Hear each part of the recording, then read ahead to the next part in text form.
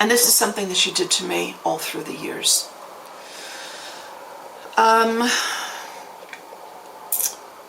If you've grown up in a home with a narcissist, with narcissists, with psychopaths, if it's something in your family, you're never going to be okay. And accept that about yourself. You're always going to feel that sick vibration that you felt as a child. And psychotherapy, and I don't know whether they were intentionally misleading or not, always made you think that if you remembered the one traumatic event that happened in your life, you would begin to heal, because we were all suppressing a traumatic event.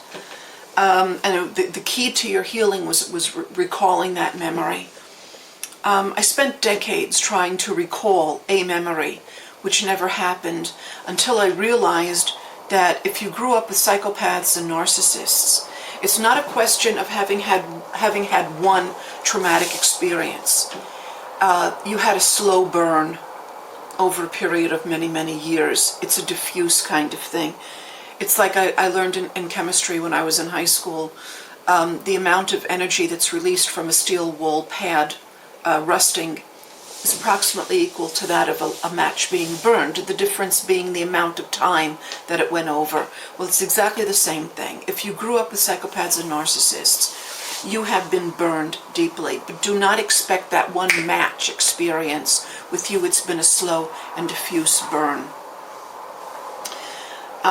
You'll be able to find happiness in yourself, but you'll always have to work much harder than people who grew up in families that were happy and healthy, where mom and dad were maybe like healthy sevens on the Enneagram, you know, and they loved life and they were upbeat kind of people.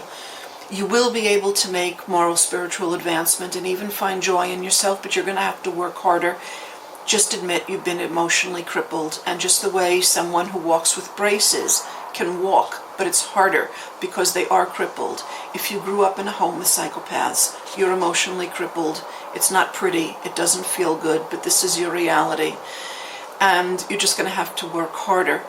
But know that every small advance that you make in the direction of joy and being sympathetic and empathetic and loving life and loving other people and wanting their happiness is very precious in God's eyes. Excuse me. Specifically because you have to work so very hard to make those baby steps. I'll share another anecdote from my family with you. It's a story of one of my cousins. He's an only child, and he always called his mother, Mother Dear, and everybody thought that he was the most perfect and devoted son. Well, when my grandaunt, she's my grandmother's oldest sister, became ill, he knew that she had some money that he was going to inherit. And he came to her and he said to her, you know, if you leave the money to me in a will, it's over $1 million. I'm going to have to pay a lot of taxes on it. If you give me that money now, I won't have to pay taxes. Well, my grandaunt trusted him implicitly, and she gave him all of the money. What he immediately did was put her in a substandard welfare old age home. On the basis of the fact that she was indigent and she had no resources. And she died in that substandard welfare old age home, which was the subject of a number of inquiries, by the way. She died there 3 weeks later of neglect. So I'm not talking about psychopaths as if. I'm talking about the kinds of psychopaths who can premeditatedly kill their own parents. These are the kinds of people that I have in my family. He was subsequently involved in another, by the way, and after my grandaunt died, he didn't bother notifying the government about her death and continued to collect her Social Security checks. That's how he finally got caught.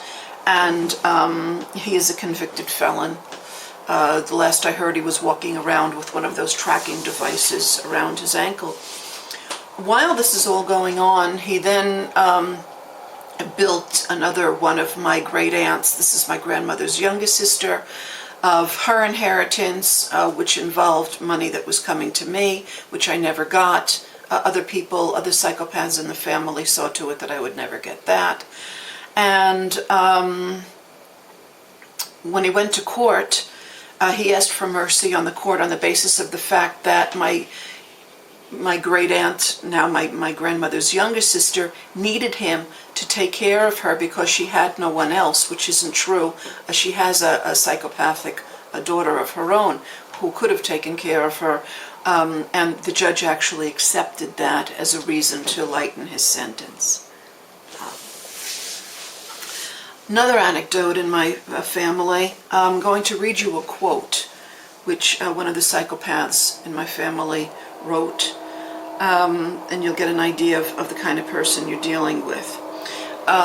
This is it's supposed to be a parody of scientific research which has shown that women prefer different male physical types at different stages in their menstrual cycles, that they prefer more effeminate men and less effeminate men at different days. So this is one of the psychopaths' takeoffs on that research.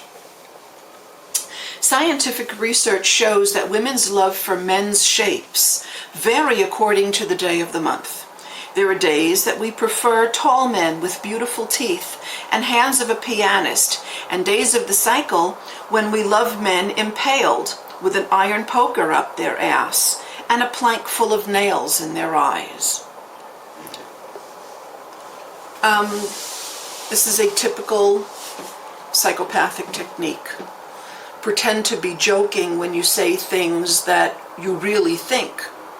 And because they're so outrageous and because the normal mind would never come up with insanity like that, they're going to think that it must be a sick joke.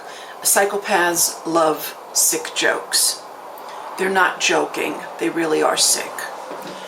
This person, because she's female and young, has been diagnosed as having borderline personality disorder.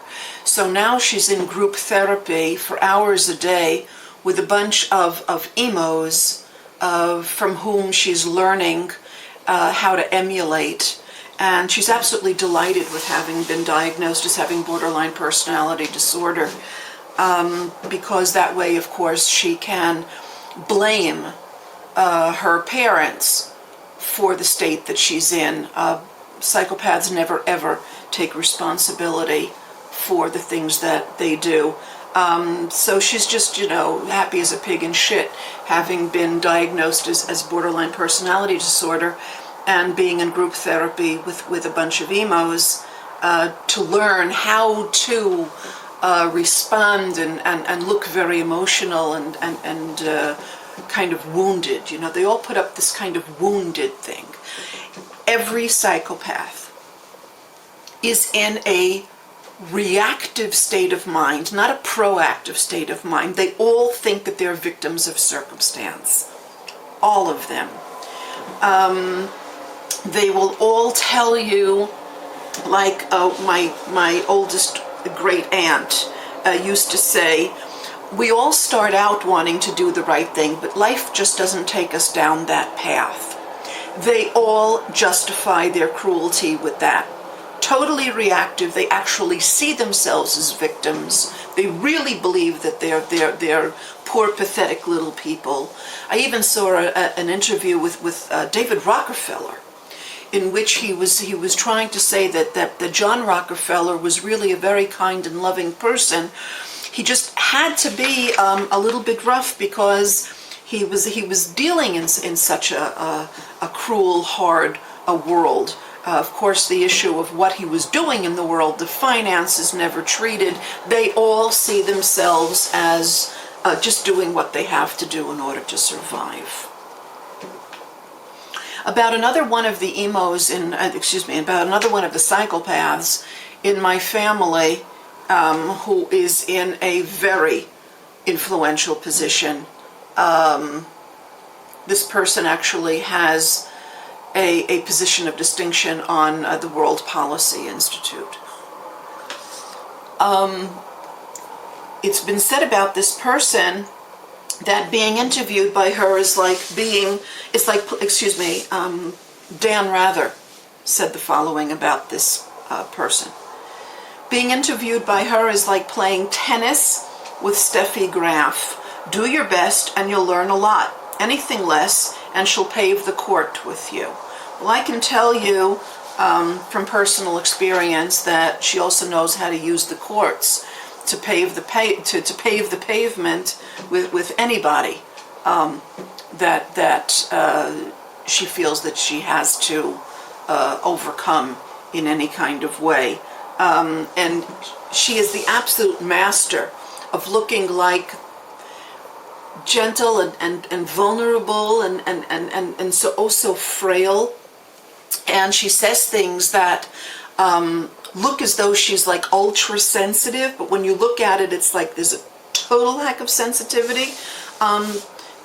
Most recently, she wrote on her Facebook page about there's this carousel that's called Dumbo Carousel or something in Brooklyn, and it was totally destroyed by Hurricane Sandy. And she wrote, "The most charming merry-go-round seems to be another victim of Sandy. Sad." You would think that this person is oh so sensitive that it's a fortiori if she cares about carousels that she also cares about people, right? Wrong. She actually doesn't give a fuck about the fact that people were harmed, and she's far more concerned about this lovely carousel having been destroyed because I guess she liked to go on the carousel or something like that. This is the way they are. Do not fall for their oh woe is me trying to elicit sympathy from you thing. They all do this, and it's extremely sick. I do have a cousin who's a Freemason. I wouldn't say, I don't know about the Freemasons. If they are what they say they are, I assume that there's a lot to that.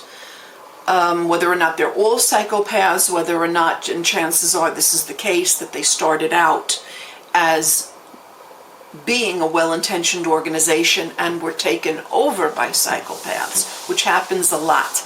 These people overtake any kind of organization immediately and steer it in a psychopathic direction. I think that happened with the Freemasons. Yeah, it is a center of the business psychopathic world. I do have one cousin whose wife makes a big to-do about the fact that he's a psychopath, so that is part of it. I'm going to stop here. I realize that there's a lot to be said, and I'll need to be saying it in a few parts. So let's just stop here, and then we'll pick up and get into more of not so much this how psychopathy looks in the family, we've treated that herein, but how it has affected the Jewish world and the Jewish family, and thereby the rest of the world. And finally, I want to discuss what the true nature of psychopathy is, what the root of the phenomenon is. Thank you for listening, Bentayim, and in the meantime, excuse me, thank you for listening in the meantime, and we'll tune in again.